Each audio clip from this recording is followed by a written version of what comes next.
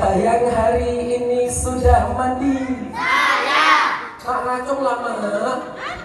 Maknya nggak ngaco, nggak mandi lama. Mak pasti mandi ya. Siapa yang mandi pakai sabun cuci? Ada yang mandi pakai sabun cuci, masya Allah. Alhamdulillah, terima kasih kepada ibu pengawas, kepada kepala sekolah, kepada seluruh guru-guru yang ada di SDN Olean 2. Nyebutnya SDN 2 Olean Lile ya, masya Allah. Tepuk tangan dulu untuk SDN kita dong, luar biasa. Allahumma sholli ala sayyidina Muhammad. Langsung aja ya, soalnya udah panas. Baik, Bapak Ibu dirahmati Allah dan anak-anakku yang berbahagia. Pada hari ini izinkan saya deketin kipas angin. Izinkan saya bercerita sedikit tentang Nabi Muhammad. Nabi Muhammad lahirnya hari apa nak? Jangan panjang-panjang, hari apa nak? Hari Senin. Tanggalnya 12 Rabiul Awal tahun Gajah. Ada anak yang tanya sama saya, Pak, kok bisa ya tahun gajah Pak? Ini ceritanya. Ada seorang gubernur. Seorang apa? Gubernur dari negeri Yaman. Badannya pendek, orangnya endut, perutnya mendowel. Namanya Abraha. Siapa namanya? Abraha ini orang yang sombong. Dia ingin menghancurkan Ka'bah. Kenapa? Ada kebencian terhadap Ka'bah. Kok benci sama Ka'bah? Karena dia heran. Ka'bah itu kan cuma tumpukan batu katanya. Tapi kenapa orang-orang tiap tahun pasti mampir ke sana? Dia membuat satu bangunan tandingan namanya Kuil Qulais. Apa namanya? Kuil Qulais. Anak-anak dirahmati Allah. Abraha membangun kuil dengan sangat megah. Dindingnya terbuat dari bata yang mahal. Tiangnya terbuat dari marmer yang diambil dari sisa kerajaan Ratu Saba. Kayunya berlapis emas. Abraha berharap orang-orang Jazirah Arab mau berkunjung ke sana dan berhenti untuk mendatangi Ka'bah. Tapi sayang, 1 tahun berjalan, orang-orang lebih suka ke Ka'bah. Karena Ka'bah itu tempat yang penuh berkah. Siapa yang pengen ke Ka'bah? Saya Bu. Woi mak-maknya, apa iya? Ayo semuanya, siapa yang pengen ke Ka'bah? Saya. Setiap umat Islam pasti pengen ke Ka'bah. Aku pergi ke Mekah, tawaf keliling Ka'bah sambil baca talbiyah dan wukuf di Arafah, lalu melempar jumrah Ula Wusta Aqabah, sa'i dari Safa ke Marwah. Alhamdulillah. Anak-anak, ada hanya raja yang sombong. Dia juga pemarah. Orang pemarah itu kalau ngomong nggak bisa pelan. Kemarin Pak Jaka ngisi di 3 sekolah. Sebelumnya di 4 sekolah. Ya maklumlah, makanya suaranya agak seret-seret banjir. Ketika Pak Jaka menirukan suara Abraha, mesti ada anak yang kaget. Gak TK, SD, SMP, SMA sama. Kaget. Di sini di SDN 2 Olean jangan kaget. Saya cuma cerita, niru suaranya. Abraha mengetahui bahwa sudah 1 tahun Qulais ini didirikan, tapi tidak ada yang mau datang. Dia marah. Dipanggilnya penasihat.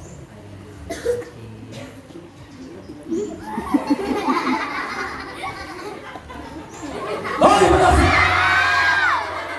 Kaget juga saya. Maaf ya, maaf. Saya ikutan kaget juga. Hei penasihatku, datang kemari. Datang penasehatnya. Betul. Ada apa Pak Duka? Apa yang bisa saya banting? Maaf Pak Duka, bercanda. Hei, hari ini kita akan menyerang Ka'bah. Apa baginda? Menyerang Ka'bah.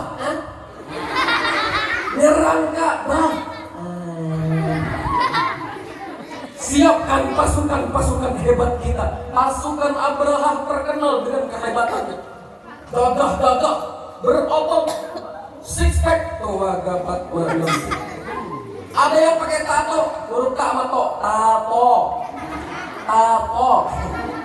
Gagah-gagah, tapi pasukan Abraha yang paling hebat adalah pasukan gajah. Ada yang tanya, gajah kan? Apakah pasukan gajah itu mukanya gajah, badannya orang?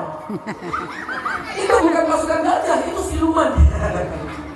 Pasukan bergajah itu maksudnya tentara Abraha yang naiki gajah. Maka dikirimlah bersama Abraham, mengikuti Abraham. Berapa pasukan? Ada yang tahu pasukannya berapa untuk jalan Ka'bah? 1000. Dapat apa 1000? Jajan cuma dapat 1 gorengan. Berapa ribu? 2000. 2000 cuma dapat nabati.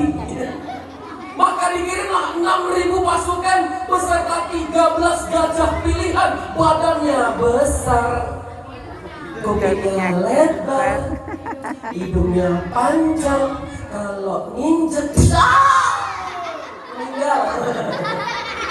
Maka dikumpulkanlah pasukannya. Prajurit, hari ini kita akan menyerang Ka'bah.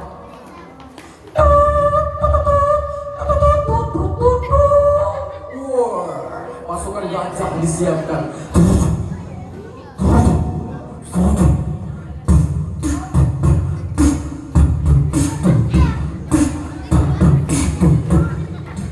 Mak, bentar. Ini yang datang penjahat, kamu malah joget. Datang Abraham ini sebenarnya. Allahumma shalli ala Muhammad. Allahumma shalli alaihi. Pasukan Abraham sangat besar. Anak-anak, orang-orang penduduk Mekah ingin menghadang, dihalang oleh Abdul Muthalib. Jangan, mereka pasukan yang terlalu berat. Maka ada yang sembunyi ke gunung, ada yang sembunyi ke hutan, nggak ada hutan ya, ke bukit. Ada yang sembunyi ke kota sebelah karena takut dengan pasukan Abraham. Kayak gempa bumi. Kalau kalian pernah berada di samping rel kereta api, kereta lewat, gitu nah, getaran. Itu kereta api. Kalau kalian maju sedikit meninggal.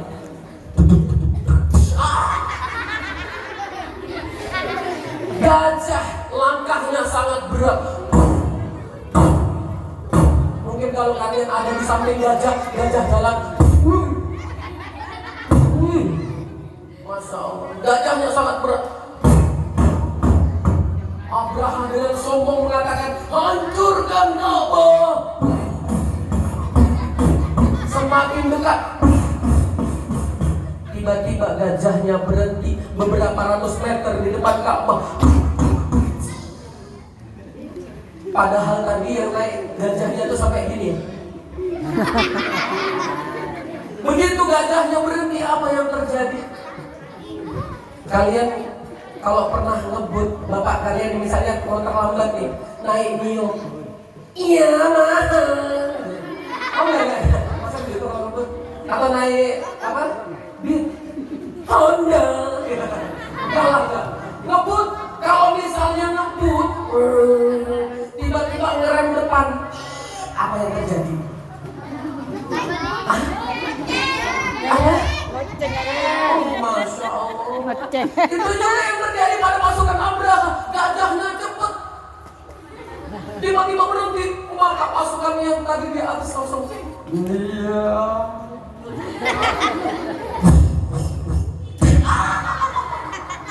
jatuh dari gajah.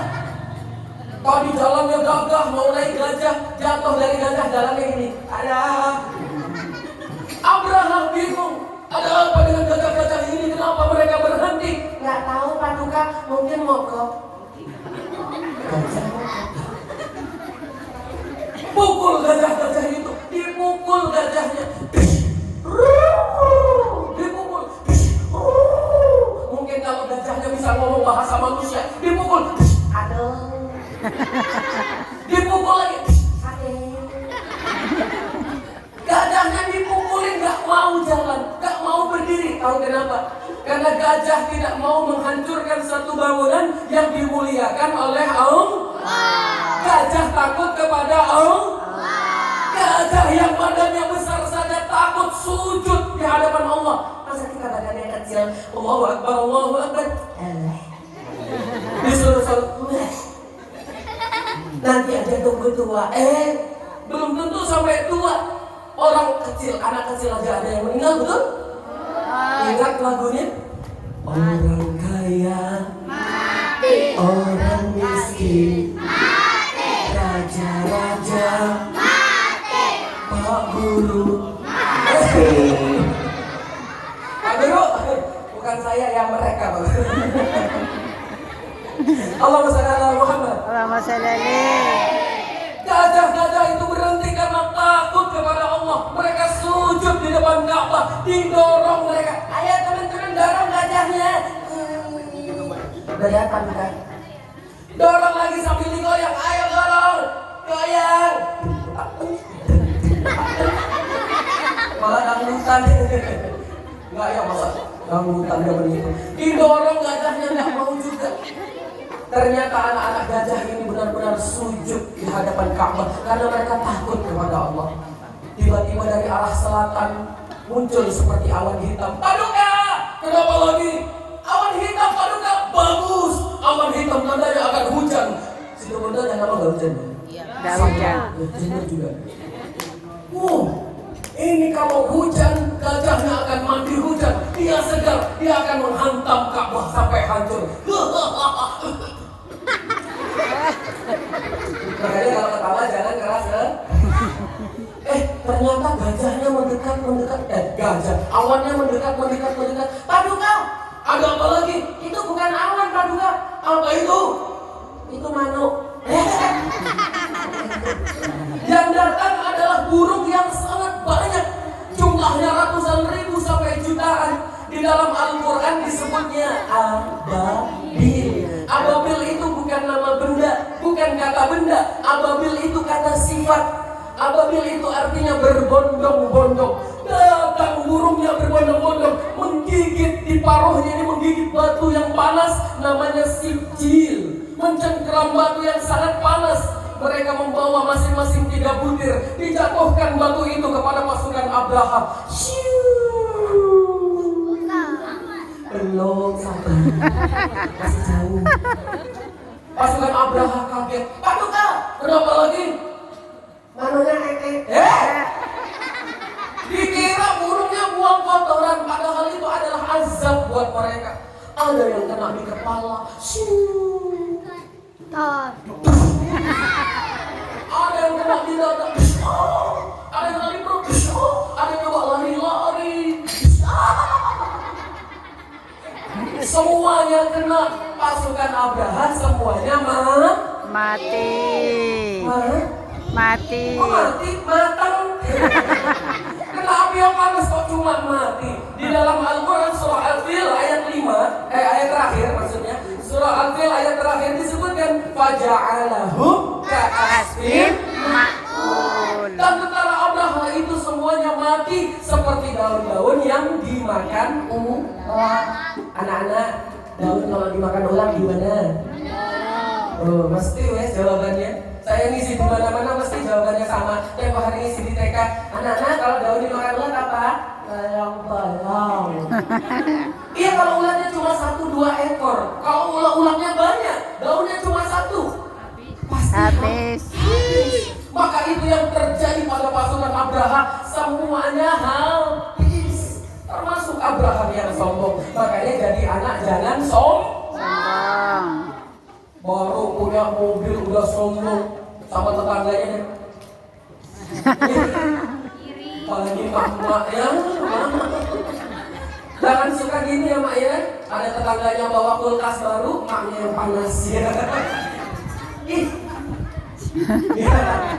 Jangan ya. Allahumma shalli ala Muhammad. Allahumma shalli alaihi. Abraham raja yang sombong dihancurkan oleh batu kecil. Makanya orang-orang yang sombong itu hati-hati. Mereka nanti akan dibangkitkan di padang mahsyar dalam kondisi sangat kecil. Orang sombong di dunia tuh nanti dibangkitkannya udah kayak semut, jadi injak-injak. Tapi mereka Dalik. 2 bulan setelah kejadian pasukan tentara bergajah menyerang Ka'bah dan digagalkan oleh pasukan burung yang dikirim oleh Allah, lahir Nabi kita. Tepatnya di malam hari. Nabi Muhammad lahirnya malam hari, anak-anak. Tetapi bulan itu bersinar lebih terang daripada matahari. Allahumma sholli ala Muhammad. Rumput-rumput tadinya kering, begitu lahir Nabi Muhammad, rumput menjadi hijau. Air tadinya kosong, Nabi Muhammad lahir penuh semuanya. Kambing-kambing tadinya lapar karena musim panas. Kambingnya lemas. Begitu Nabi Muhammad lahir, kambingnya jadi sedih. Ini keajaiban luar biasa. Nabi Muhammad mulai dari ujung kepala sampai ujung kaki, semuanya adalah keajaiban. Ada yang tanya, Pak Jaka, kenapa kita harus cinta dengan Nabi Muhammad? Kita cinta Nabi Muhammad karena kita cinta kepada Allah. Kenapa kita cinta kepada Allah? Kenapa kita cinta kepada Nabi Muhammad? Karena kita mencintai Allah dan kita mencintai Nabi Muhammad karena kita mencintai Allah. Masya Allah, ini luar biasa. Dan barang siapa mencintai karena Allah, maka tempatnya adalah surga. Siapa yang ingin masuk surga? Kurang semangat sekali lagi. Siapa yang mau masuk sungai? Makanya jangan asal macung. Dengerin dulu, masuk sungai saya. Ngapain le? Cari ikan lele. Anak-anak dirahmati Allah, Nabi Muhammad datang. Innama bu'ithtu li utamima makarimal akhlak. Nabi Muhammad itu diutus untuk apa? Untuk menyempurnakan akhlak. Kenapa orang-orang zaman Arab dulu sebelum Nabi Muhammad diutus, kenapa disebut zaman jahiliyah? Apakah mereka itu bodoh secara pikiran? Tidak. Mereka pandai membangun jalan, mereka pandai membuat rumah, mereka pandai membuat irigasi untuk pertanian mereka. Tetapi apa? Kenapa Rasulullah menyebut mereka bodoh? Mereka pintar secara otak, tapi mereka tidak pintar secara akhlak, tidak pintar secara akidah. Contohnya apa? Mereka nyembah patung. Patung dibuat sendiri, disembah.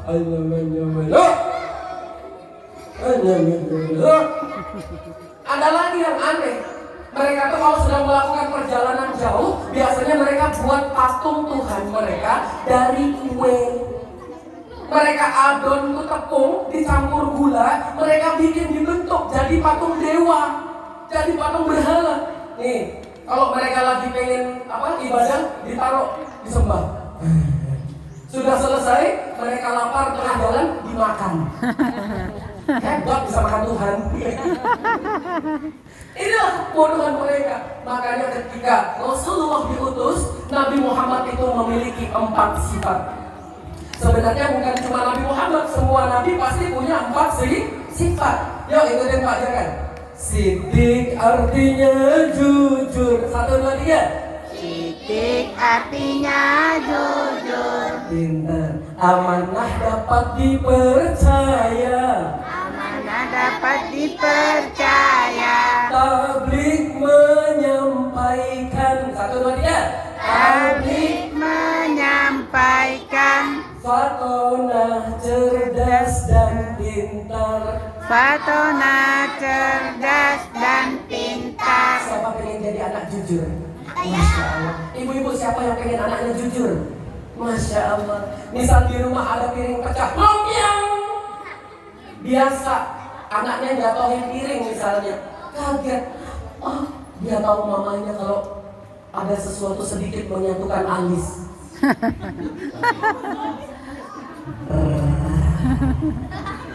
Anaknya karena takut akhirnya nggak jujur.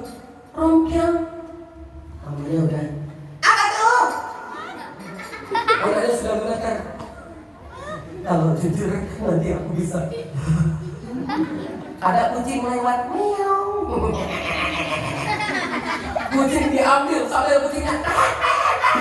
Diambil kucing. Kenapa itu nak? Kucing mah pecahin piring. Kucingnya bilang, awas, akan ku tagih di akhirat.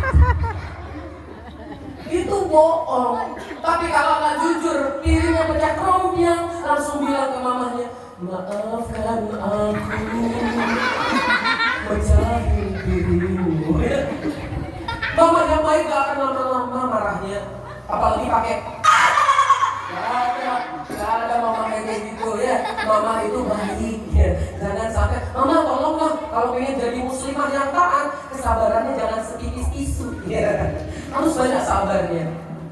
Satu, anak yang jujur. Anak jujur pasti Beruntung. Yang kedua, anak amanah. Nah, kalau disuruh infak 20.000, dibayarkan 20.000. Jangan di tengah jalan ada none, es dua. Habislah yang tadi 20.000, tinggal 5.000 yang diinfakkan. Astagfirullah. Yang ketiga, menyampaikan. Nih saya mau tanya, kalau makan minum pakai tangan apa? Makan minum pakai tangan apa? Saya mau tanya, kenapa kita makan minum pakai tangan kanan? Kenapa? Kemarin ada yang jawab, Karena tangan kiri buat cewek. bukan itu alasannya. Tangan kiri kalau kita cuci bisa bersih nggak?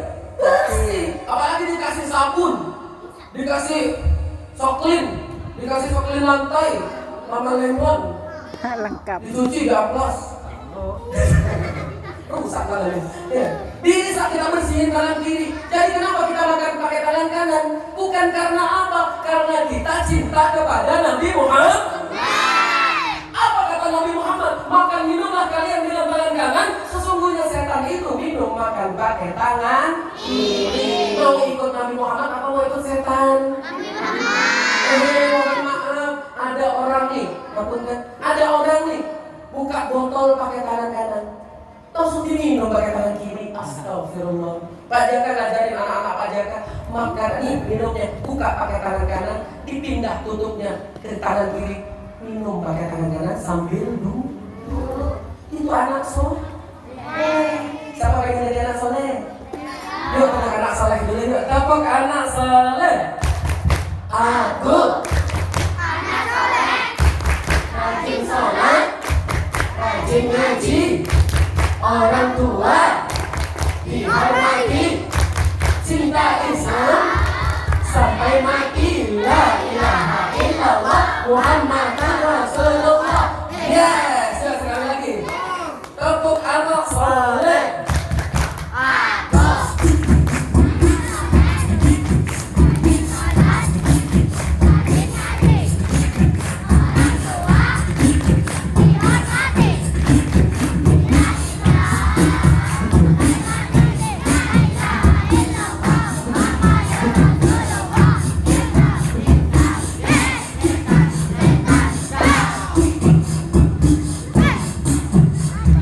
Udah ya?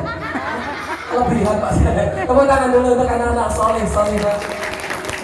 Ingin jadi anak soleh, ikuti Rasulullah. Makan minum pakai tangan. Yang ketiga, tablik, sampaikan kebaikan. Kalau nyampaikan kebaikan, tablik. Kalau ada temannya nggak sengaja makan minum tangan kiri, hadisnya udah diajarin Pak Jaka, makan minum dengan tangan kanan karena setan makan minum pakai tangan kiri. Berarti nggak boleh tangan kiri. Lihat temannya nggak sengaja minum tangan kiri, langsung ditegur. Aku pengen tablik, aku ingin menjadi penyampai. Tegur temannya apa? Setan! Boleh apa enggak? Nggak boleh berkata baiklah kepada teman kita. Sebut namanya. Manggil teman jangan manggil nama bapaknya. Hati-hati. Itu kebiasaan orang zaman dulu. Nama bapak yang disebut. Ya. Allahumma sholli ala Muhammad. Allahumma sholli Yang alaihi. terakhir, jadilah anak yang fatonah, bisa membedakan yang baik dan yang buruk.